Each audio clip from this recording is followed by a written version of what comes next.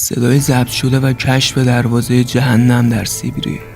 در دهه 80 قرن 20 میلادی دانشمندان روسی در سیبری دسته‌ای از آزمایشات حفاری را به سرپرستی پروفسور آزاکوف اجرا می‌کردند. این گودال‌ها معمولاً به هدف تحقیقات ژئوتکنیک و یافتن مکانی از ذخایر نادر معدنی حفر می‌شدند. اما در این مورد زمین‌شناسان در روسیه فقط می‌خواستن بدونن که چقدر میتونن حفر کرده و در دل زمین پیش برن. حفاری آنها بدون هیچ مشکلی در حال پیشروی بود تا زمانی که به عمق 9 مایلی زمین میرسن که ناگهان مته وارد یه فضای خالی میشه. سنسورهای دماسنج مته دمای گودال رو بالای 110 درجه سانتیگراد نشون میداد. پس تیم تحقیقاتی تصمیم گرفتن یه میکروفون مقاوم در برابر دماهای بالا برای ارزیابی به گودال بفرستن. میکروفون فقط 30 ثانیه به داخل گودال رفت و قبل از ذوب شدن از گودال خارج شد. اما در همون 30 ثانیه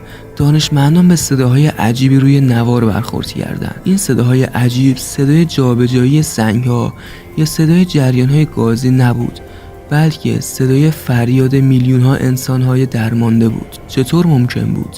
اولین واکنش دانشمندان تعلیق کردن پروژه و ترک منطقه بود. آنها مطمئن نبودند، اما صداها داستانی داشتند. آیا آنها در جهنم رو باز کرده بودند؟ نوار صوتی این اتفاق بعدها توسط آرت بل منتشر شد. بعدها دکتر آزاکوف در مصاحبه‌هاش این اتفاق رو رد و ترک محل رو به دلیل پیدا نکردن منابع طبیعی که دنبالش بودن عنوان کرد. اما چرا ورود به این منطقه هنوز هم ممنوعه؟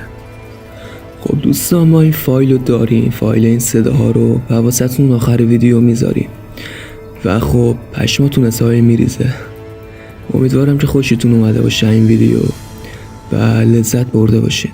رسیده بود، ولی چیزی که از بلندگوها شنیده میشد تمام افراد حاضر در آن مکان را در جایشان میخکوب کرده بود.